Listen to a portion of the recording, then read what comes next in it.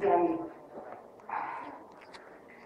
للأسف إن إحنا بنجتمع لحظة فيها يعني كم من الانتهاكات من مواطنين بأنواعهم المختلفة خلاص.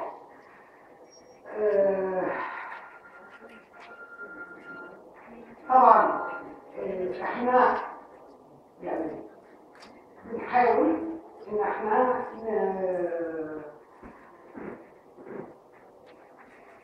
يعني نواجه هذه الانتهاكات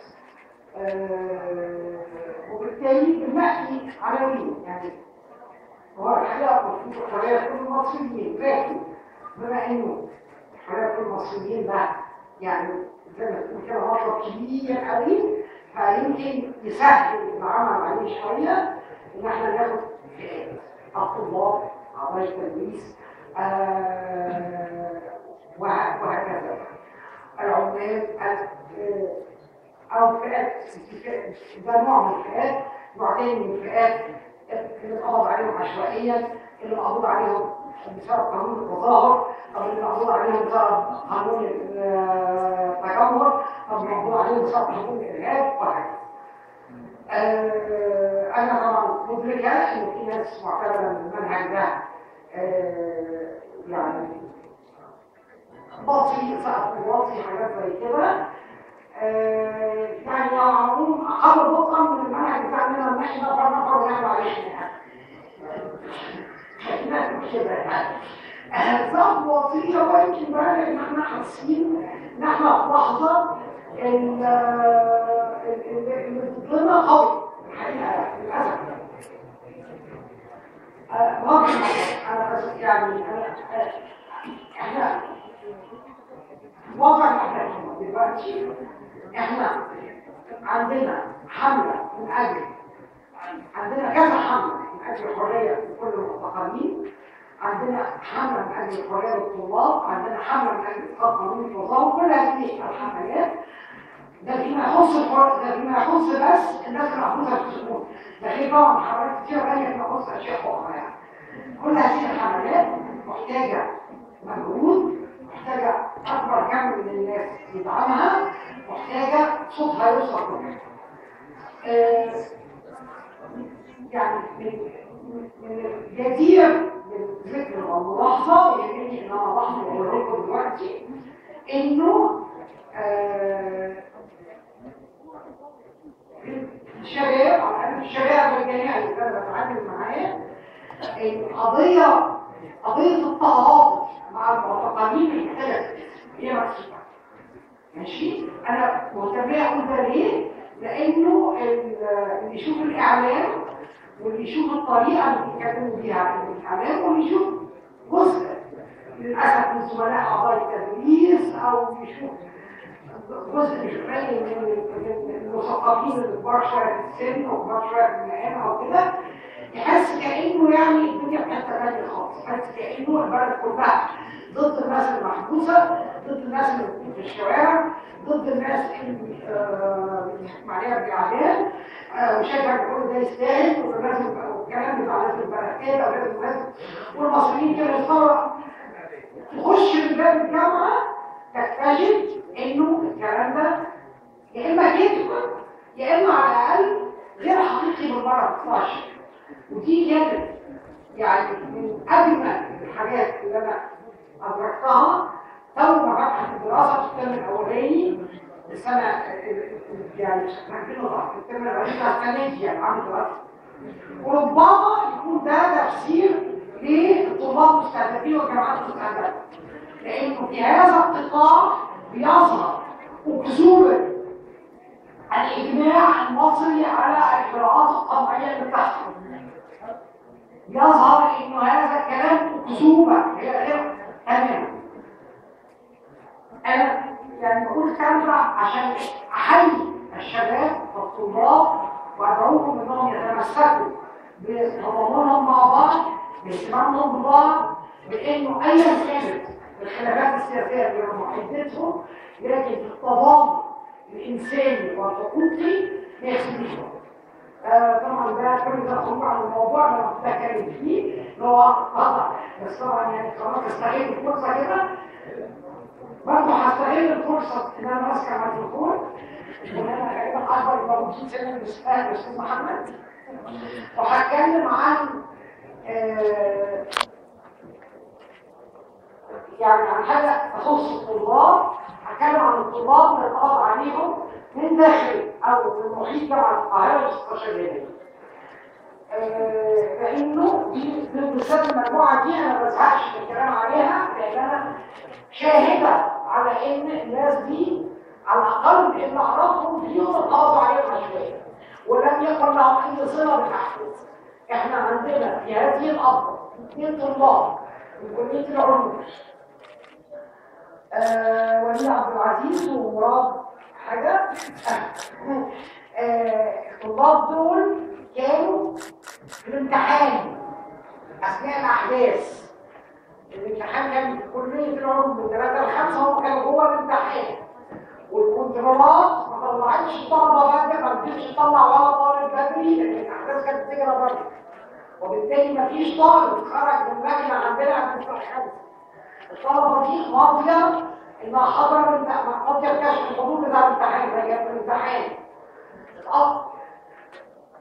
امن كليه العلوم قال للشرطه في امتحان خارج دلوقتي سيب الطلبه تروح، ورغم كده لقينا الطلاب دول مجموعين.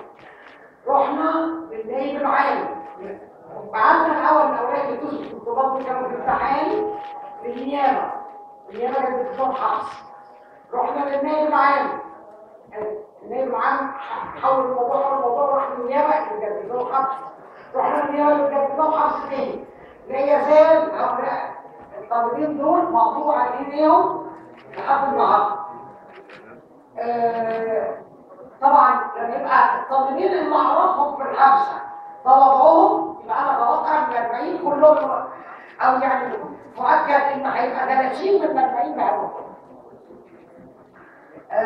فانا يعني بأؤكد وبأكرر ان هذا الطلاب مسؤولين لازم يتقاوموا، وهم مثال حاجه اللي كان بيتكلم عليها الاستاذ محمد دلوقتي، فساد النظام. احنا اتعودنا على ان الشرطه بتضرب عشوائي، لكن اللي استجاب عليه من الحقيقه مش من 30/6، من قبل 30/6،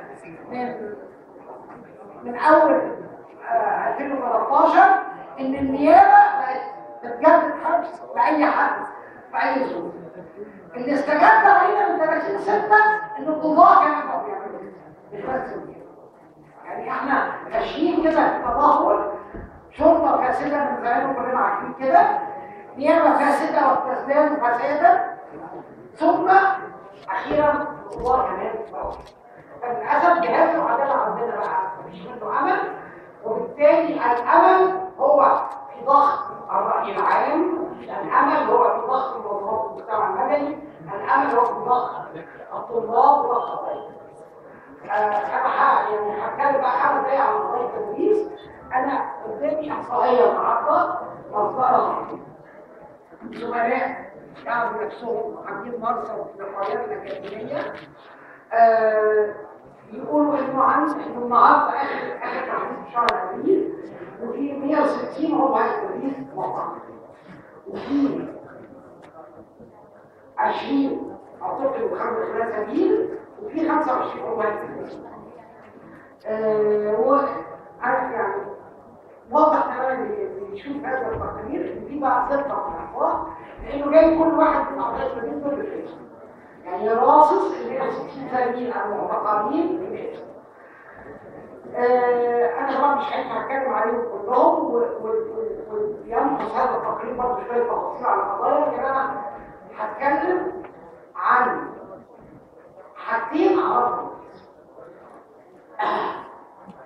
المجموعه بتاعت اسكندريه، واللي هي برضه في محامي يعني في مجموعه اسكندريه فيها الدكتور شريف فرج، لكن انا اعرف فيها كمان الدكتور فهمي فتحي البير اللي هو كان عميد كليه الهندسه.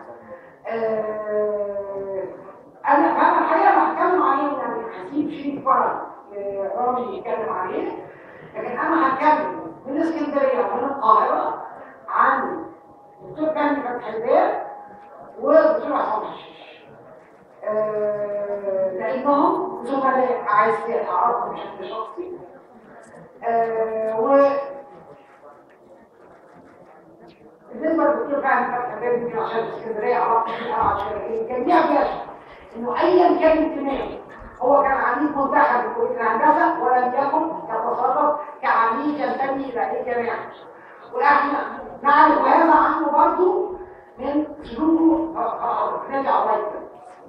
بالنسبه بقى للدكتور عصام حشيش انا اعرفه بشكل شخصي منذ سنه، وانا عارف ان الدكتور عصام حشيش هو كاتب وانه سبق حكم عليه، عشان كده انا متعمده اتكلم، لانه ايش يعني لا في ناس في اعضاء اخوان كل اللي يعرفه في طبعا ناس جاي يكونوا دعوه الى العنف، في ناس شفتهم بعينيها بيحرضوا على العنف، لكن عصام حشيش اي حد يعرفه بشكل شخصي يقدر يوصف بالعشر انه عمره ما وافق على عنف وعمره ما تعرف عنف. الوضع الحالي بتاع الناس دي غير مقبول، والقضاء ده غير طبعا انا عارفه ان عصام كان بيعمل عمليه وقت الاعدام بتاعت النهضه وكان في المستشفى وكده يعني.